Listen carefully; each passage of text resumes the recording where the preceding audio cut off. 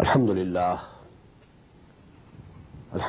wa kafa wa salatu wa salamu ala ibadihi allazina istafa khususan ala afzalihim wa khatamin nabiyyin Muhammadin al-amin wa ala alihi wa sahbihi ajma'in. Amma ba'du faqad qala Allahu tabaraka wa ta'ala kama warada fi surati al-ahzab. أعوذ بالله من الشيطان الرجيم بسم الله الرحمن الرحيم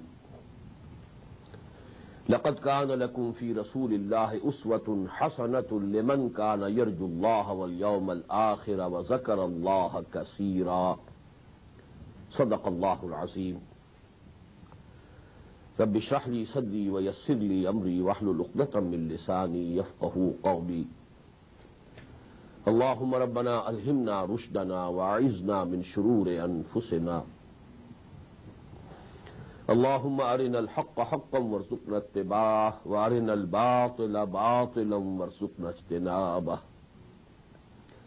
اللهم وفقنا أن نجاهد في سبيلك بأموالنا وأنفسنا. اللهم ارزقنا شهادة في سبيلك. آمين يا رب العالمين. Dear brothers and sisters and sons and daughters in Islam, Assalamu alaikum wa rahmatullahi wa barakatuh. As you know, now we have to discuss the most practical and most important question: how this system of caliphate can be established. In this connection, let me first of all quote a saying of Imam Malik rahimahullah. Has been reported to have said, لن يصلح آخر هذه الأمة إلا بما صلح به أولها. The last part of this ummah will not be reformed. It will not be possible to reform the last part of the ummah except on the same pattern, on the same lines, on the same methodology with which the first part of the ummah was reformed. And actually these words essentially appear in the sermon of Hazrat Abu Bakr radiyallahu ta'ala anhu, which he delivered when he nominated Hazrat Umar radiyallahu ta'ala anhu as his successor. He delivered a khutbah, and in that khutbah these words appear: Inna hazal amr la yasluhu akhiruhu illa bima salaha bihi awwaluhu. So actually this essence was taken by Imam Malik rahmatullahi alayh from this saying, and then he used those words that I have already quoted.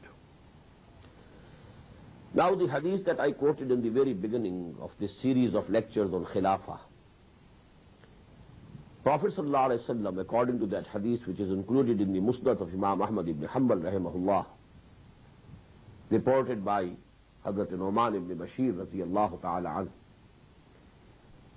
according to this hadith there are going to be 5 periods from the times of the Prophet ﷺ till the end of this world. After his own time, he said there will be a period of Khilafah ala minhaj al-nubuwah, then a period of mulkan aadwan, then a period of mulkan jabriyan, and lastly again a period of Khilafah ala minhaj al-nubuwah. So now you join these two, the saying of Hazrat Abu Bakr or Imam Malik rahimahumullah and this hadith of the Prophet sallallahu alaihi wasallam. The inevitable conclusion is that now the system of Khilafah can be established only by adopting the same methodology which was adopted by Muhammad sallallahu alaihi wasallam. There can be no two opinions about it. But let me explain this point logically also. We have seen that the system of caliphate is a whole politico-socio-economic system. And there is no place on earth where some politico-socio-economic system is not established already. So you have to uproot that existing system, and then only you can establish the alternate politico-socio-economic system of the caliphate. This means a total revolution is required. So we have to adopt a revolutionary ideology, methodology. And now we look to the effects of history. First of all, let us understand what is a revolution. What do you mean by a revolution? According to the modern way of thinking, human life is divided into two parts. The religious part of the life and the secular part of the life. And it is the axiom, the basic principle, universally accepted today, that regarding this religious side of the life, every individual is free, independent. But in the politico-socio-economic collective system, secular system of life, no reference will be made to any religion whatsoever. It's the right of the people to decide what to do and what not to do. The laws will be framed. That is the principle of human sovereignty and secularism. You can believe whatever you like, you are free. You worship anything you like, you are free. You may believe in one God, in 100 gods, in 1,000 gods, in no God. You can worship idols, you can worship sun, you can worship snakes, you can worship anything you like. You may worship the genital organs. And there are, in Hindus there are the sects. So you can worship anything. Go to temples, go to mosques, go to synagogues, go to churches, you are free. You can solemnize marriage as you like, you can celebrate birth as you like, you can dispose of the dead body as you like. You bury it, you burn it, you keep it for the birds to eat, you are free. So this is universally accepted truth, the principle. Every human being is free to adopt any religion. And this religion, as I enunciated, it consists of three parts: dogma, modes of worship, and some social customs. But the other part of the life, the political system, the social system, the economic system, well, here, no religion whatsoever. No reference to any divine laws or divine guidance. Here, people will decide the matters for themselves by majority vote, that's all. So actually, by revolution what is meant is some fundamental change in at least one of the aspects of the politico-socio-economic system. Change in dogmas, in aqidah, you don't call it a revolution. Let me give you an example. It so happened in the year 300 AD that the Roman Emperor Constantine, he accepted Christianity. Before that time, the Romans were persecuting the Christians, the followers of Hazrat Masih alayhi salatu wasalam. They were badly persecuted throughout the Roman Empire. But suddenly there was a change. The Roman Emperor, the Byzantine Emperor, Constantine, embraced and accepted, got converted to Christianity, and the whole empire got converted to Christianity. The biggest events of the history, one of the biggest events. But you never call it a revolution.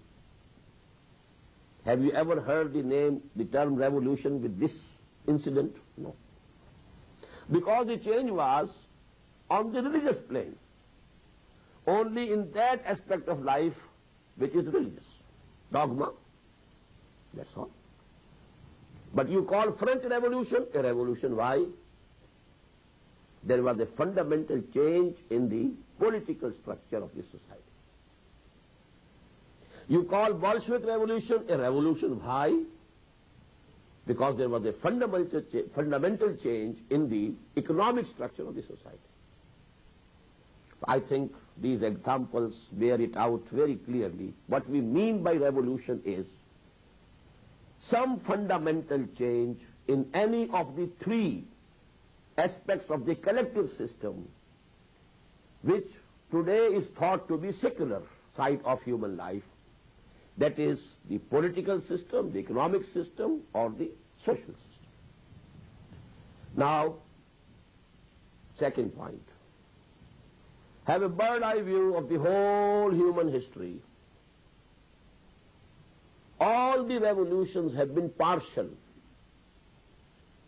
The only total revolution, complete revolution, involving all the six aspects of the life. Not only the dogma, Iman, Shirk changed to Tawheed, the modes of worship, Salah, Saum, Hajj, Zakah, social customs, Nikah, burial, Aqiqah, celebrating the birth. Then the social system, all the norms. Then the economic system, the whole structure changed. Political system, whole changed. Here I used to say that here you will have to find by a microscope anything which was not changed. Total change. French Revolution was a partial revolution. The change was only in the political structure. The Aqidah was the same, the social norms were the same, social order was the same, everything the same, economic order the same. In Bolshevik Revolution, only the economic structure was changed. Christians remained Christians as they were. So my point number 2 is that there is only one example throughout human history of a total revolution, and that is the revolution of Muhammad sallallahu alaihi wasallam. And that is what Michael Hart said.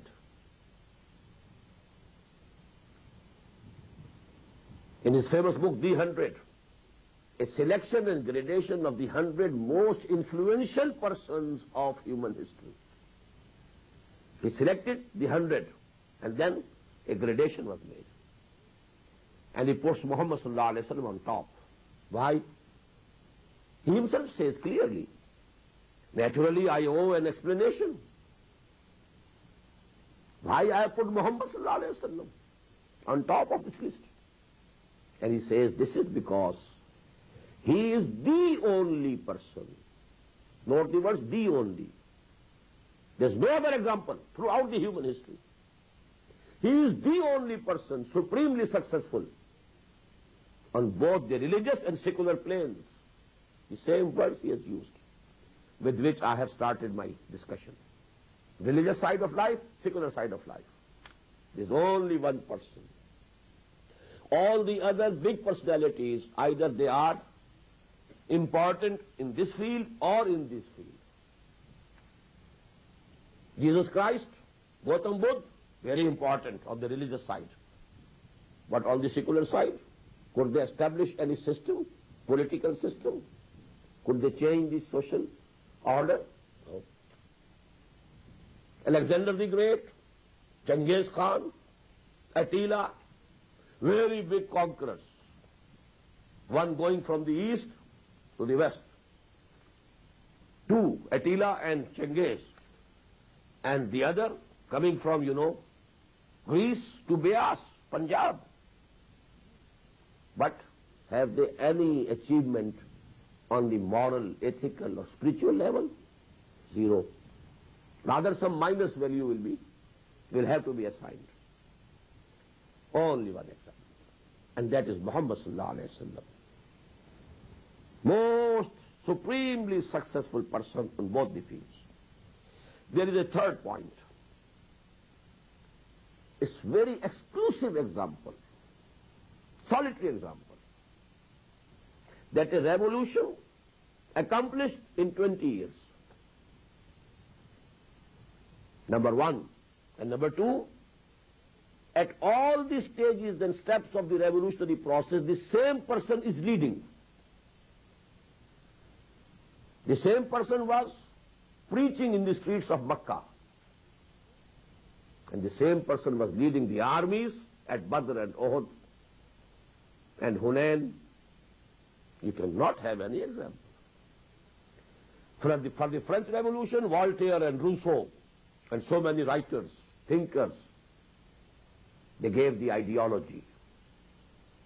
But they had no part.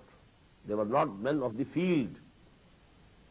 They were only writers, thinkers, sitting on the desk, writing. They couldn't give the revolution a practical leadership. That is why French Revolution was very bloody. In the same way, Marx and Engels, thinkers, authors, Das Kapital, they brought and they wrote it. No doubt, a very influential book. They wrote it in Germany and staying in England. But the revolution, they couldn't bring about a revolution in any village even, but to speak of a country. The revolution took place in Russia. Struggle was by the Mensheviks and the Bolsheviks, and final leadership was of Lenin. There's no example in human history. Single person starting his mission. Single person. And within 20 years, accomplishing this miraculous feat of changing the whole political, socio-economic, as well as the religious order of a whole country, the Arabian Peninsula. What's the conclusion? If you want to understand what is a revolutionary methodology, what's a revolution process, the only source is the seerah of Muhammad sallallahu alaihi wasallam. The life of Marx cannot give you any idea. Life of Voltaire or Rousseau cannot give you any light on this. Even of Lenin and Mao, they cannot give you light, because the ideology was not produced by them. They didn't start the movement. They were the secondary actors on that drama. The only source, if you want really to know what a revolutionary process is, what are the prerequisites of a revolutionary process, what are the different stages of the revolutionary process, what are the conditions for changing from one stage to another stage of the revolutionary process, the only source, I'm using the same word as Michael Hart, the only person, the only source is the seerah and life of Muhammad sallallahu alaihi wasallam. Now, two things have met here. The saying of Abu Bakr and the saying of Imam Malik. لَن يَصْلُحَ آخِرَ هَذِهِ الْأُمَّةِ إِلَّا بِمَا صَلَحَ بِهِ أَوَّلُهَا. You have to turn to the seerah of Muhammad sallallahu alaihi wasallam, to the model of Muhammad sallallahu alaihi wasallam. And logically I have proved his revolution is the only total revolution, and you know it's the only example that a revolution was accomplished in the limited span of one human life. 23 years we call it. He started his mission, his dawah, in the year 610, and he died in the year 632. 22 years, according to the solar calendar. Starting from one person and accomplishing the whole and the most total, all-comprehensive, most profound revolution of the history of mankind. So we have to focus, our microscope on the seerah. That is why today, I recited the ayah from Surah Al-Ahzab. لَقَدْ كَانَ لَكُمْ فِي رَسُولِ اللَّهِ أُسْوَةٌ حَسَنَةٌ لِمَنْ كَانَ يَرْجُو اللَّهَ وَالْيَوْمَ الْآخِرَ وَذَكَرَ اللَّهَ كَثِيرًا. You have a model in the person of Muhammad sallallahu alaihi wasallam. We think only that he is a model regarding, as a person. Yes, he is a model in his personal life, in personal character, his behavior. He is a model for fathers. because he was a father. He was father of Fatima. His model as a husband. His model in every respect. But the most important aspect of this model is the way he brought about this change, the most profound change, the most comprehensive, profound revolution of the history of mankind. And we must turn to his seerah to understand the process of Islamic revolution, or to understand how we can establish the system of Khilafah again on earth. Now, I have inferred 6, or I'll add 7 steps of revolutionary process from the seerah of Muhammad sallallahu alaihi wasallam. Why I have added 1? Through 6 steps he accomplished the revolution in Arabian Peninsula. The 7th was the exportation of that revolution, the globalization of that revolution, the internationalization of that revolution. The revolution in the Arabian Peninsula was complete by the 9th year after Hijrah, within 20 years. Rest of the 2 years were taken to initiate the process, which was then carried on afterwards by the caliphs, Abu Bakr, Umar, Uthman, radiyallahu ta'ala anhum. But the Prophet himself initiated the process of exporting this revolution beyond the boundaries of Arabian Peninsula. So 6 + 1, 7 steps I have inferred from the seerah. But first of all, I propose to give you in brief these steps in generalized terms. I don't want to use the terms of the Quran and the Hadith. Why? There is a reason. Due to our very long process of downfall, the connotations and meanings of most of the Islamic terms have changed. In our minds, we have very limited concept of deen and very limited concept of the terminology of the deen. And when we use those terms, somehow or the other, the same limited concept comes to our mind. So first of all, I claim that I've inferred it from the seerah. And I infer it from the Quran and the Sunnah. But I'm not going to use, in the beginning, the terminology of the Quran and the Sunnah. I want to give things basically in generalized terms. What are those steps? Step number 1. To initiate a revolutionary process, there must be a revolutionary ideology. Every system of life is based on some ideology. Communism is based on Marxism. Democracy is based on the thought given by Voltaire and Rousseau. So every system has some ideological basis, and this revolutionary ideology must be such that it must cut at the roots of the existing system. Otherwise it will be a sermon. It will be a vase. It will not initiate a revolutionary process. You want to change the system, so the ideology must cut at the roots of the existing system. Number 2, either the ideology should be new, or if it is an old ideology, it must be reinterpreted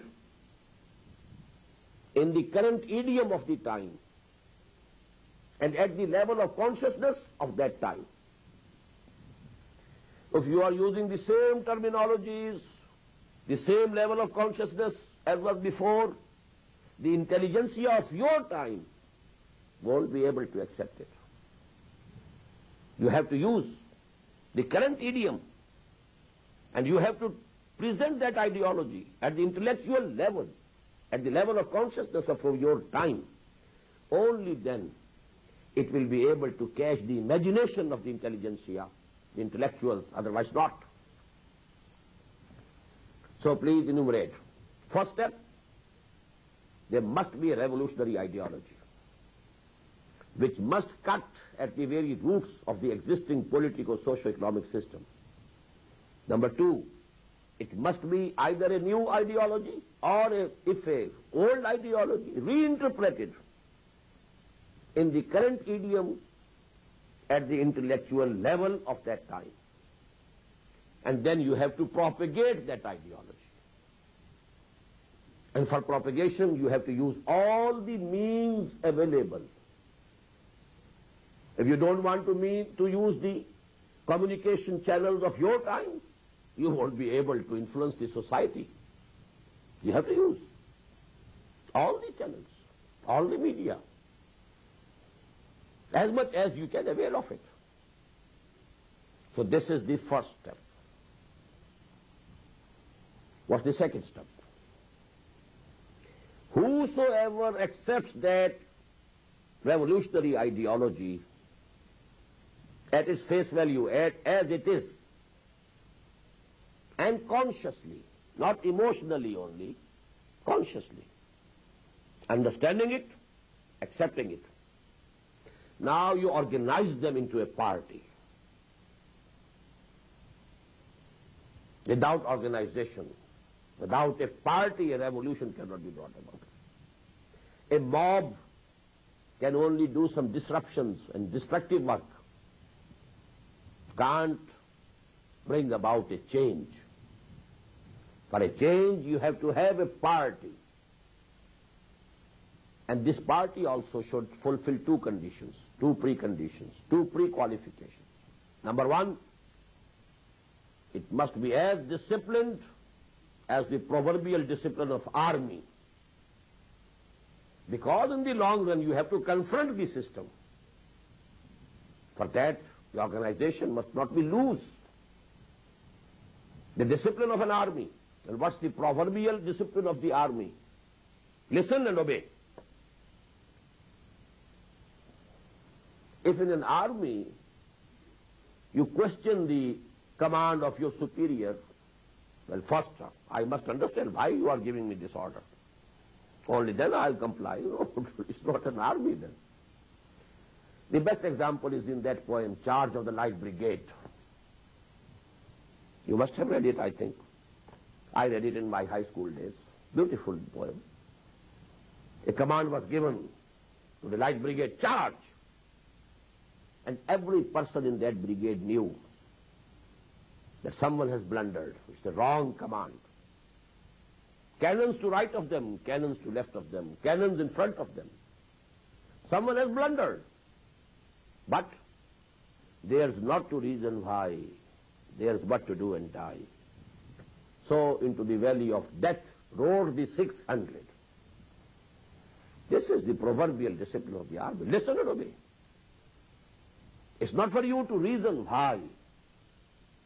Your job is to do or die. So the discipline must be that of an army. Number two, the cadres in this revolutionary party should be new. And the status of every worker, every member should be determined by the depth of his commitment, the intensity of devotion, and the amount of sacrifice he is putting in.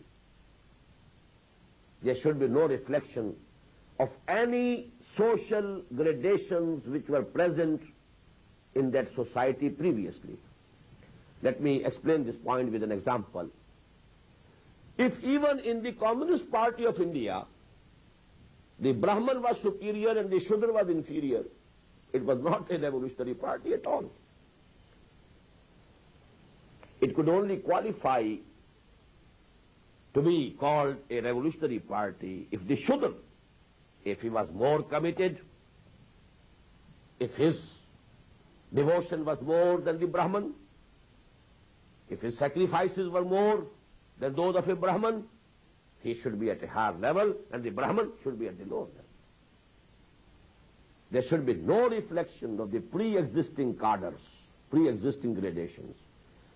We should have new cadres, and the position of every person must be determined by his depth of commitment, intensity of devotion, and amount of sacrifice that he is putting in.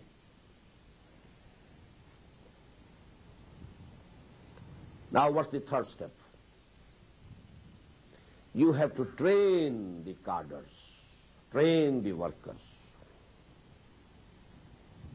Allama Iqbal has said very beautifully,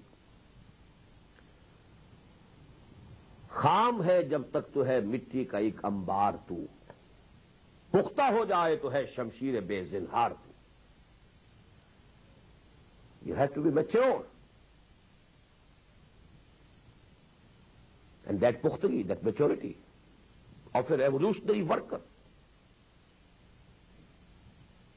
that needs some training. And actually a more beautiful couplet is from Akbar al-Ahbadi.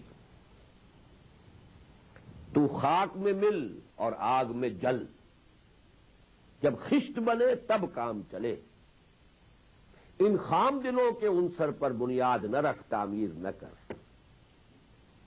These people who are kham, immature, commitment, no commitment, just hobby,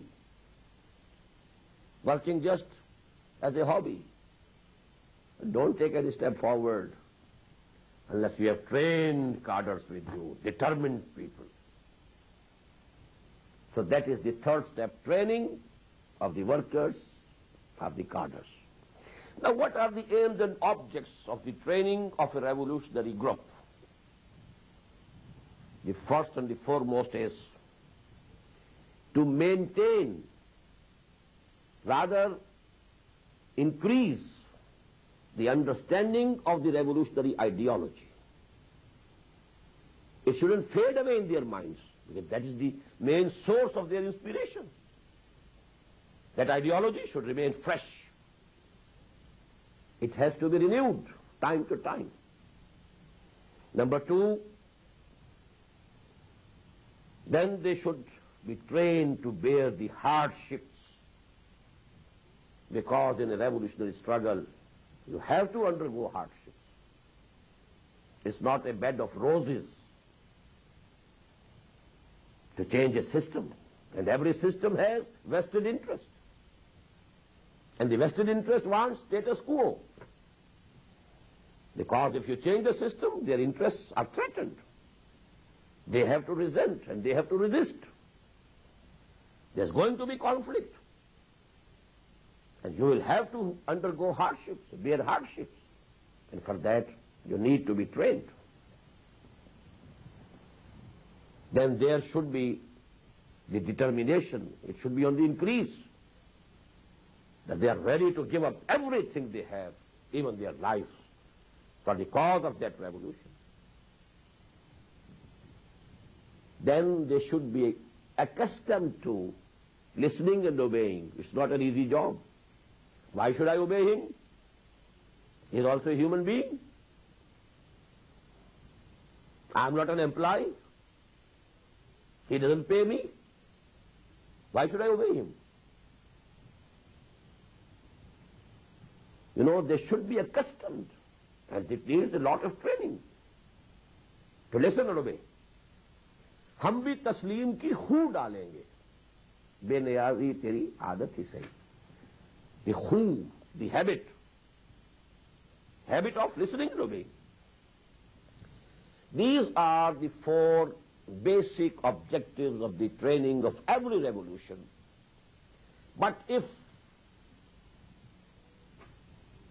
the system that you want to establish by that revolution has some moral, ethical, and spiritual dimensions also, then you have to purify the souls of the workers beforehand. If their souls are not purified, how can they bring about a revolution by which a system of life having spiritual and ethical and moral dimensions can be established? So this is the additional one. The previous four, they are essential for every revolution. Whether it is communist revolution or any other revolution, only materialistic revolution, they are common. But additional fifth factor is that if the system, politico-socio-economic system that you want to establish has a moral, ethical, and spiritual dimension, then you must purify the souls of the workers, cadres, who are working for the end of bringing about that revolution. Now we come to the fourth step. But please note here, this fourth step starts with the first step. These are two sets. 1, 2, 3, and the fourth again starts from the very beginning. What is that? I label it as passive resistance. Because conflict must be there. And please mind it, these things should be very clear.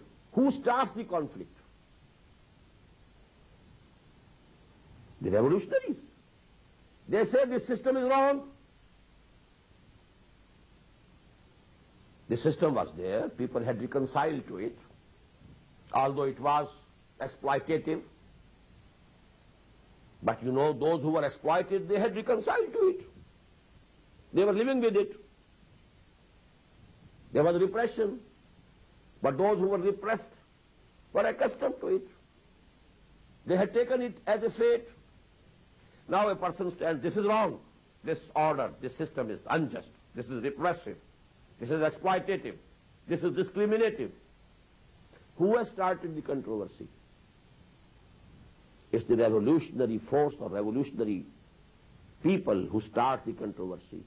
And the reaction is from the existing politico-socio-economic system. And what's the reaction? First of all, they say, you have gone crazy. You are fools. You are fanatics. There's nothing wrong with our system. It's okay. It's working for the centuries. You have gone crazy. Verbal persecution starts the moment you challenge the validity of the system. Verbal persecution will start immediately. And if you are not disheartened, the revolutionaries continue their work. And the existing power bases, they are threatened, they feel, well, our youth are listening to this new call. They are being possessed by this ideology.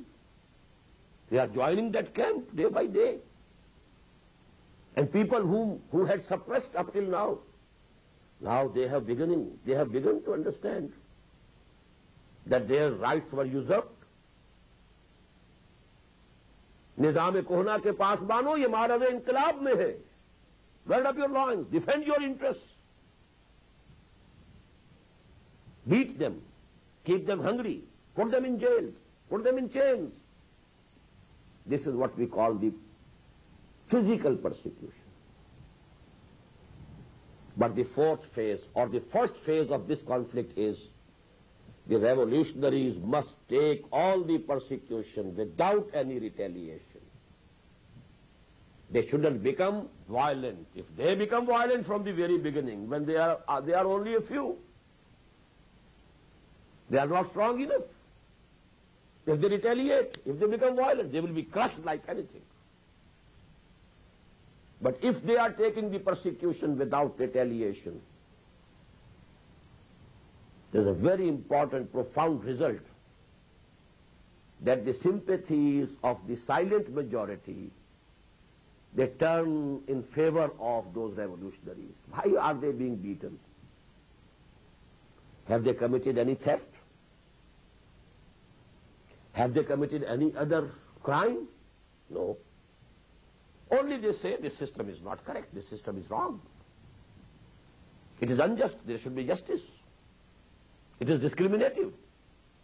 The discrimination should come to an end. It is exploitative. The exploitation should be finished. This is the only crime for which they are being beaten. They are being hanged. They are being shot by firing squads. They are being put and they are made to rot in the jails. So the inevitable result is that the silent majority, although it is silent, it is not blind, it is not deaf, it is dumb, silent, can't say, can't take the courage of challenging the people in power. They are silent, but they are not blind. They are seeing what is happening. They are not deaf. They are listening to what is the cries of those people who are being persecuted. They are coming and piercing their ears. Human nature is human nature. The inevitable result is the sympathy, imperceptibly, the sympathy, wave of sympathy of the silent majority is moving in favor of the revolutionaries. जो दिलों को फतह कर ले वही फातेह है जमाना. Now, fifth step is, if the revolutionary party and its leadership feels now we are strong enough, now we can risk a head-on collision. We have enough number of cadres, trained cadres, who are ready to lay down their lives, ready to give everything they have, their depth of commitment, their intensity of devotion, unquestionable, and enough number. Now they challenge the system openly. And you know, every politico-socio-economic system is an organic whole, just like this body. If you hit here, the whole body feels the pain. There's a hadith to that effect. If you hit my head, or not only the head is feeling the pain, it's the whole body. You can challenge any system, any part, any aspect of the system. To give you an example, you know, for the non-violence and passive resistance, the non-violence of Gandhi. I don't want to give the examples from the Prophet. I told you. I want to make things intelligible in generalized terms and forms. So although I have published a statement of Mia Muhammad Shafi, the serial most journalist of Pakistan, Meem Sheen, you know, he told me that Sarhadi Gandhi, Abdul Ghaffar Khan, said to him, that Gandhi said to him, to Abdul Ghaffar Khan, that I learned non-violence from Jesus and Muhammad, alayhi salatu wasalam wa sallallahu alayhi wa sallam. This is only to quote. But I am quoting here Gandhi. Non-violence. But when he decided to have an open confrontation with the British government, what did he do? Namak banao tehreek. Have you heard of it or not? Well, Paramatma, समंदर परमात्मा का है, परमात्मा ने इसमें नमक बनाया हुआ है, हम समंदर के पानी से नमक बनाएंगे. We are not challenging anybody. We are not hurting anybody. This ocean belongs to the Creator, the Lord. And there is salt in the water of the ocean. We want to make salt out of it, that's all. But what did it mean? It challenged the whole taxation policy of the British India. There was excise duty. You were challenging the excise duty. What happened? Now they were beaten, lathi charged, everything happened then. So this is the point which I am making. When the leadership of the revolutionary party feels we are strong enough in number, in training, in determination, in devotion, people won't turn their backs, they won't run away, they will take the bullets on their chests and the lathis on their heads. They are ready to sacrifice their lives. Now you challenge the system, and you can challenge it in any way you like. One of the very famous things is, stop paying taxes, non-cooperation. The system is wrong. We won't pay taxes. What will happen? The same things will happen, lathi charge, put them to jails, arrest them. So this is, in any way you can challenge this system. This is the fifth step. And I have labeled it as active resistance. First was passive resistance. Why was it resistance? Because you are standing where you are.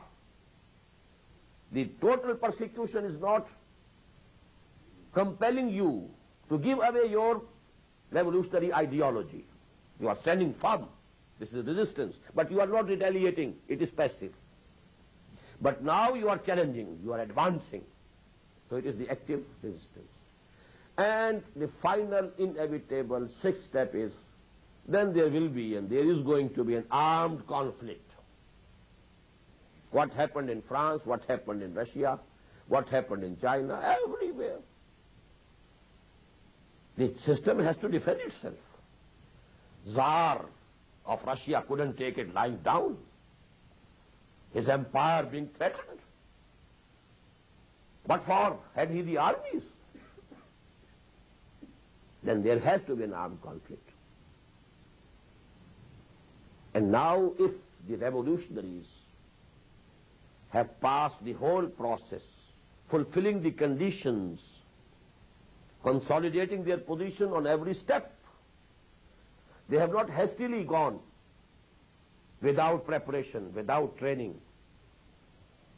If they have committed the mistake of making haste, they will be exterminated, eliminated, crushed, finished.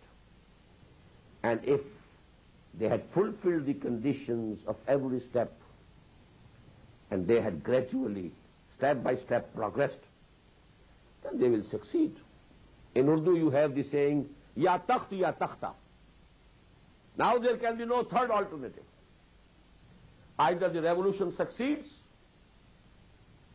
now the revolutionaries have the reins of power, they establish their system, or they are crushed and they are eliminated, exterminated, annihilated. No third alternative.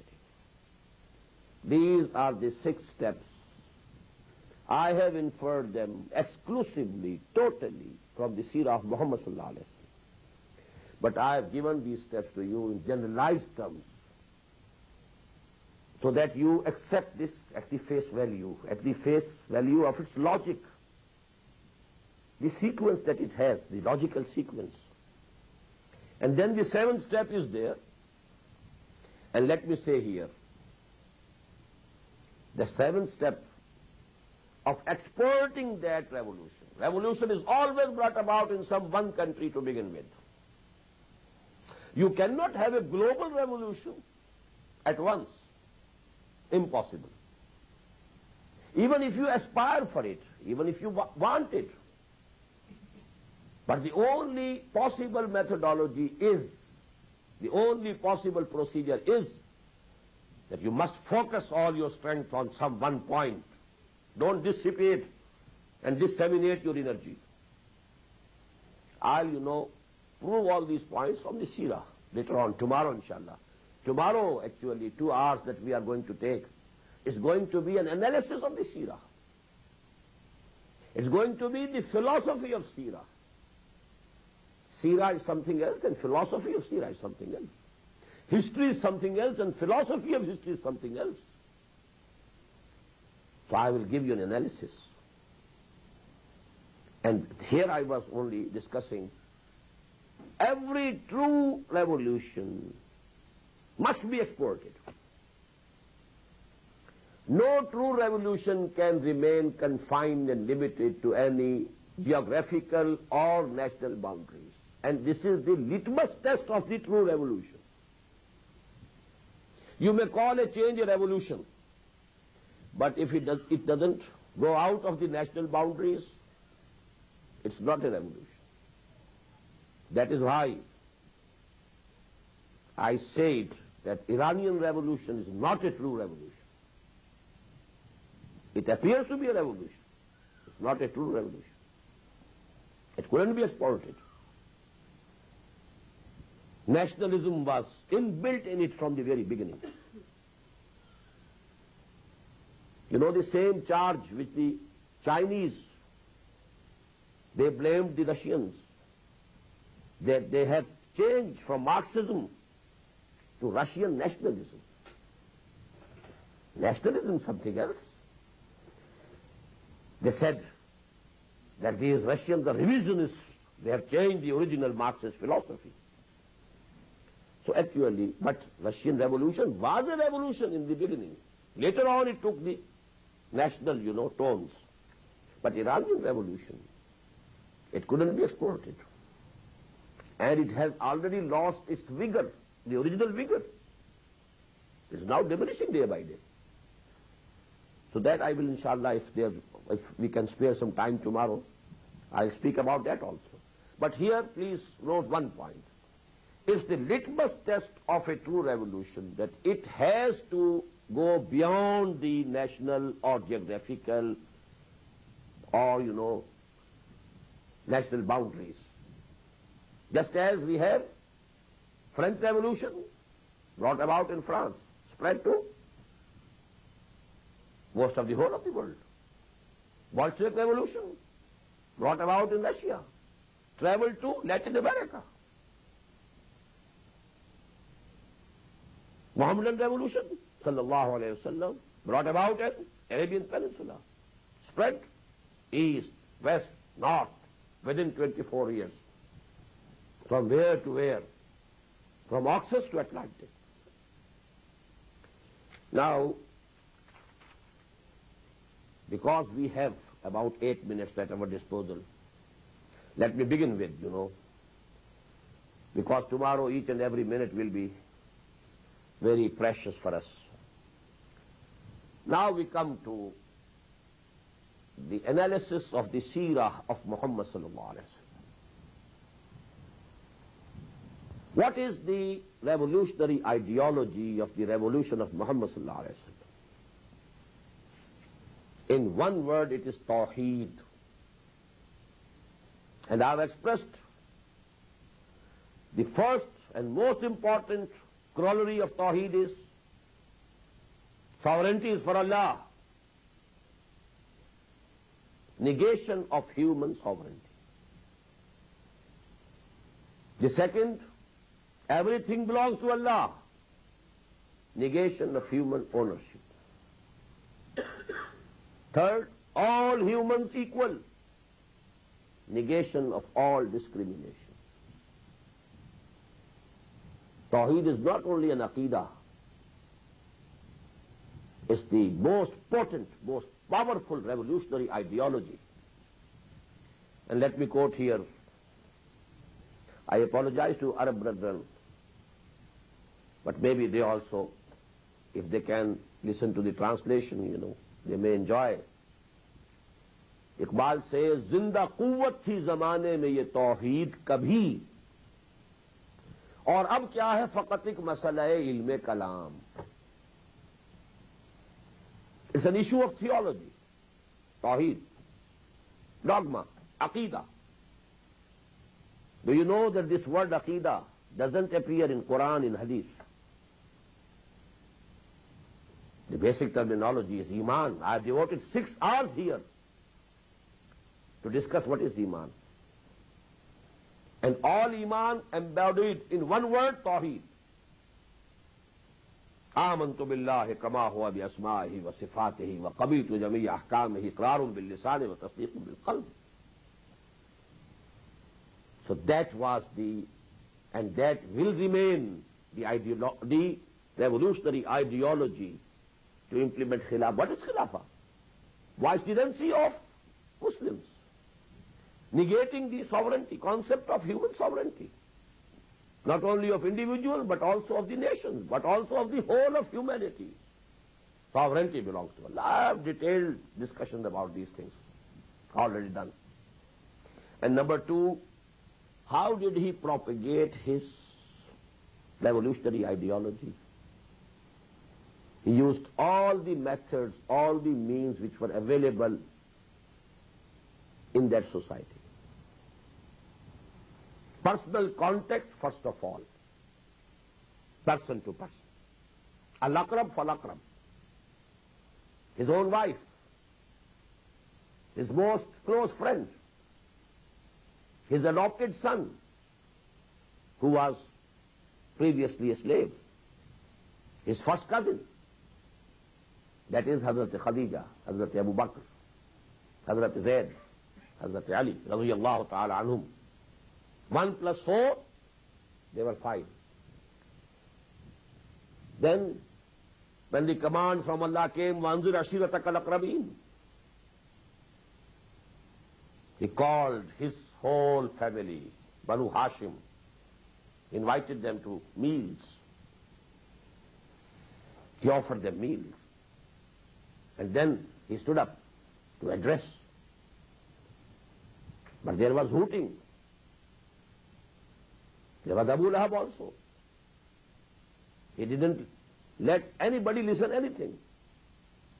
The attempt went in vain. He couldn't even address. Then for the second time he again invited. Again people took their meals. And then they were, I suppose, ashamed. We have taken meals twice now. Now we should listen to it. And then he gave the khutbah.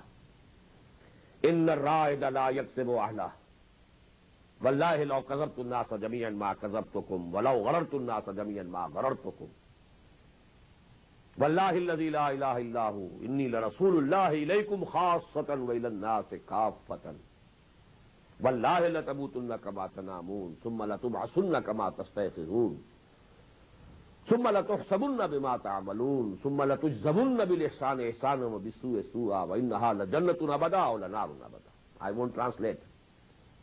I have a booklet, Dawat ilallah.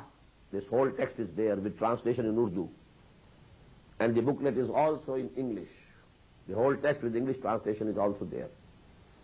I only want to make the point that any available means to propagate the ideology, he adopted. Then came the commandment, Fasda bima tu'mar. Now say it loudly. And then he climbed, that hillock of Safa. And he cried the same cry which was the custom of this society. Wa sabaha! It was the custom. If somebody had the news that some tribe is going to attack our tribe, what did he do? The custom was, he became naked, put off all the clothes, and stood at some high place so that people can see. He was called An-Nazirul Uryan, the naked warner. Everybody could see there's a person naked, stark naked, standing on some height. So there is some bad news, some very important news. So people ran to him from all the directions. And he cried, Wa sabaha, the bad morning that is coming. Because generally the tribal raids were committed in the small hours of the morning.